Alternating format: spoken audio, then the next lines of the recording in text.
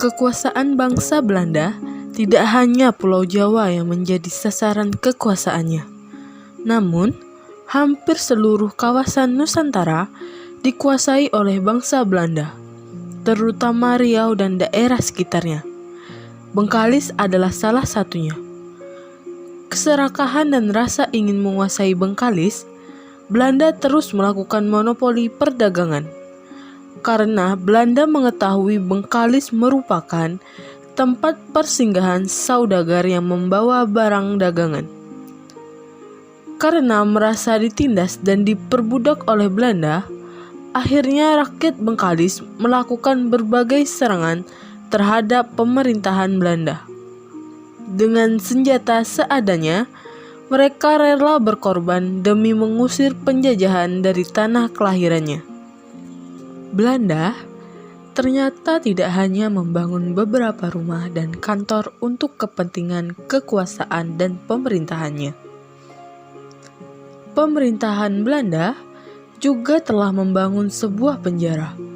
Penjara kolonial Belanda ini dikenal dengan nama Huis van Behouwering, adalah sebuah bangunan penjara yang dibangun pada tahun 1883.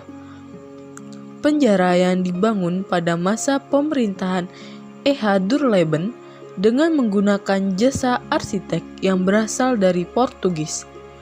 Tidak ada informasi yang jelas tentang siapa nama arsitek si perancang bangunan bersejarah ini. Rumah tahanan ini merupakan penjara terbesar di Sumatera. Penjara ini merupakan satu-satunya penjara yang ada pada masa pemerintahan Belanda. Fungsinya seperti penjara pada umumnya, yaitu sebagai tempat tahanan dan tempat untuk pemberontak yang berusaha melawan pemerintah Belanda. Pembangunan penjara ini memakan waktu yang sangat lama, namun tidak diketahui dengan pasti berapa lamanya pembangunan penjara ini sampai tiba masanya penjara ini dimanfaatkan untuk tempat tahanan oleh pemerintah Belanda. Bentuk dan bagian bangunan ini sangatlah unik dibandingkan dengan bentuk bangunan penjara pada masa sekarang. Bangunan yang menyerupai bangunan Eropa ini tidaklah sama dengan bentuk bangunan yang dibangun pemerintah sekarang. Pemerintah daerah juga berusaha menjaga kelestarian dan keaslian dari bangunan penjara yang dibangun pada masa pemerintahan Belanda di Kabupaten Bengkalis. Bentuk dan bagian-bagian penjara ini tidak jauh berbeda dengan rumah tahanan seperti umumnya. Di antaranya adalah tembok utama, tembok semi utama atau dalam,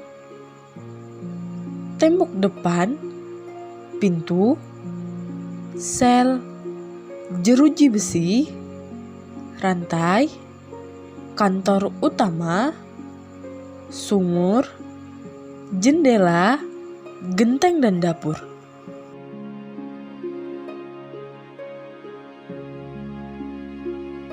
Penjara ini terkenal dengan rumah tahanan atau penjara yang mana setiap tahanannya disel dan dirantai kaki dan tangannya.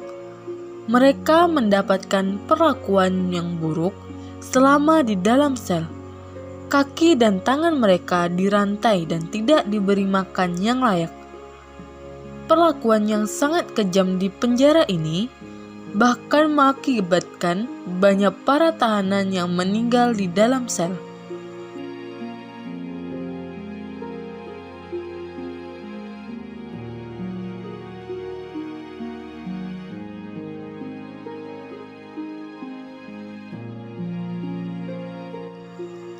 Tidak hanya para pejuang Bengkalis saja yang turut menjadi tahanan di penjara ini, namun raja-raja dari daerah lain juga menjadi tahanan di sini. Tapi tidak diketahui secara pasti siapa saja raja tersebut dan atas dasar apa raja tersebut bisa ditangkap oleh pemerintah Belanda. Penjara ini merupakan sebuah penjara yang sangat menakutkan keberadaannya. Kekejaman dan penyiksaan kerap terjadi di penjara ini. Banyak para tahanan dari segala penjuru yang diasingkan ke penjara ini. Namun sayangnya, tidak ada bukti tertulis dan narasumber yang mengetahui banyak tentang penjara ini. Penjara ini adalah bukti nyata bahwa kekuasaan Belanda tidak hanya berada di Pulau Jawa, namun juga di segala penjuru Nusantara.